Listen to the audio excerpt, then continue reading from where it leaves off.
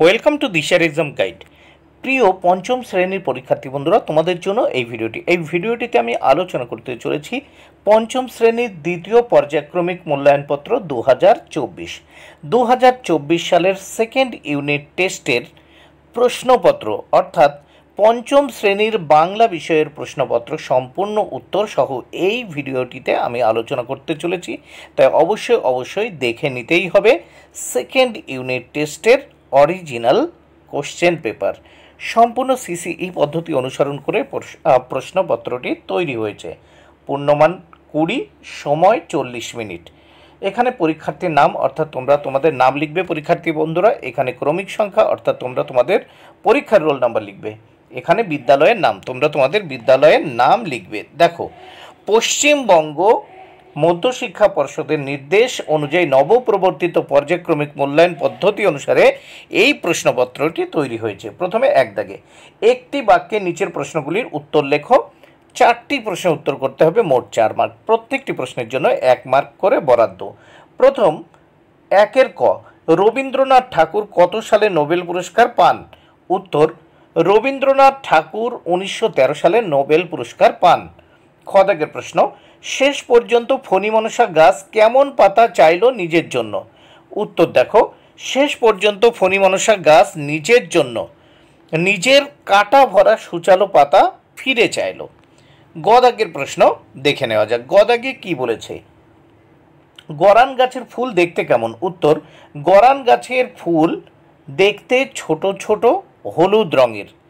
ঘ দাগ, বাঘা যতীন নামে কে পরিচিত? উত্তর, যতীন্দ্রনাথ মুখোপাধ্যায় বাঘা যতীন নামে পরিচিত। নেক্সট আমরা দেখব 2 দাগের প্রশ্ন ও তার উত্তর। সঠিক উত্তরটির মাথায় টিক চিহ্ন দাও। এখানে 3টি প্রশ্নের উত্তর করতে হবে, মোট 3 মার্ক। প্রত্যেকটি প্রশ্নের জন্য 1 মার্ক করে বরাদ্দ। প্রথম দেখে নেব 2-এর ক, পশ্চিমবঙ্গে কালবৈশাখী ঝড় যে ঋতুতে হয়? উত্তর দেখো, গ্রীষ্ম ঋতুতে। খ, ভগবানের কাছে যাওয়ার কথা প্রথম ভাবলো? উত্তর দেখো, ব্যাং। গ, ফণিমনসা গাছের দেমাকে মাটিতে পা পড়েনি যখন তার পাতা দেখো পালং শাকের মতো হলো। নেক্সট আমরা দেখব 3 দাগের প্রশ্ন ও তার উত্তর। 3 দাগে কি বলেছে? একই অর্থের শব্দ লেখো। দেখো, 4টি প্রশ্নের উত্তর করতে হবে, এর জন্য 4 মার্ক। প্রত্যেকটি প্রশ্নের জন্য 1 মার্ক করে বরাদ্দ। প্রথম দেখো, ক দাগের প্রশ্ন। ক দাগে কি বলছে? প্রাসাদ।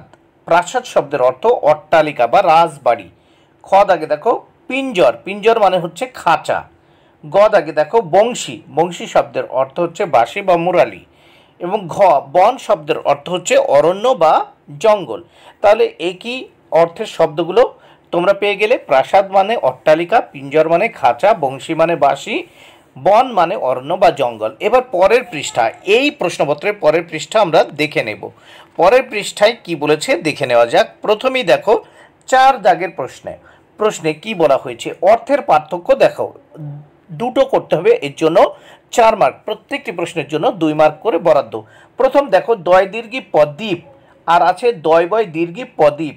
এই অর্থের পার্থক্য আমাদের দেখাতে হবে। দেখো, এই যে শব্দ আছে, এই শব্দের একই রকম উচ্চারণ, কিন্তু এদের পার্থক্য আছে। কারণ দয় দীর্ঘী প্রদীপ মানে বাতি বা প্রদীপ, আর দয় বয় দীর্ঘী প্রদীপ মানে হচ্ছে চারিদিকে জলবেষ্টিত স্থান। আর খ দাগে দেখো আছে দিন, দয় দীর্ঘী দন্তন দিন আর দয় হস্যি দন্তন দিন। তাহলে দয় দীর্ঘী দন্তন দিন এর মানে হচ্ছে দরিদ্র বা গরিব, আর দয় হস্যি দন্তন দিন মানে হচ্ছে দিবস। নেক্সট আমরা দেখে নেব 5 দাগে। 5 দাগে কি বলেছে দেখে নেওয়া যাক। 5 দাগে বলেছে ক্রিয়াপদের নিচে দাগ দাও। যেগুলি ভার্ব বা ক্রিয়াপদ, তার নিচে দাগ দিতে বলা হয়েছে, এর জন্য 2 মার্ক বরাদ্দ। প্রত্যেকটি প্রশ্নের জন্য 1-এর অর্ধেক বা হাফ মার্ক করে বরাদ্দ। প্রথম দেখো 5-এর ক, জীবনে আমি শুধু এগিয়ে যাব। এই যাব হচ্ছে ক্রিয়াপদ। খ দাগে আসলো মাঝি তাড়াতাড়ি, আসলো ক্রিয়াপদ। গ দাগে বৃষ্টি পড়ে টাপুর টুপুর, এই পড়ে ক্রিয়াপদ। ঘ দাগে কোথা থেকে বাতাস এলো, এই এলো হচ্ছে ক্রিয়াপদ। নেক্সট আমরা দেখব 6 দাগে। 6 দাগে কি বলেছে দেখে নেওয়া যাক। বাংলা ব্যাকরণে লিঙ্গ কাকে বলে? উত্তর দেখে নাও। যে সকল শব্দ দ্বারা পুরুষ, স্ত্রী ও অচেতন বস্তুকে চিহ্নিত করা যায় তাকে লিঙ্গ বলে। তাহলে যে সকল শব্দ দ্বারা পুরুষ, স্ত্রী ও অচেতন বস্তুকে চিহ্নিত করা যায় তাকে লিঙ্গ বলে। নেক্সট আমরা দেখে নেব 7 দাগে। 7 দাগে কি বলা হয়েছে দেখে নেওয়া যাক। নিম্নলিখিত শব্দগুলির লিঙ্গ পরিবর্তন করো। দেখো নিম্নলিখিত শব্দগুলির লিঙ্গ পরিবর্তন করো, এর জন্য 2 মার্ক, প্রত্যেকটি প্রশ্নের জন্য 1-এর অর্ধেক বা হাফ মার্ক করে বরাদ্দ। প্রথম 7-এর ক, কর্তা, এর দেখো স্ত্রীলিঙ্গ কর্ত্রী বা গৃহিণী। খ, জননী, এর দেখো জননী এর পুংলিঙ্গ হবে জনক।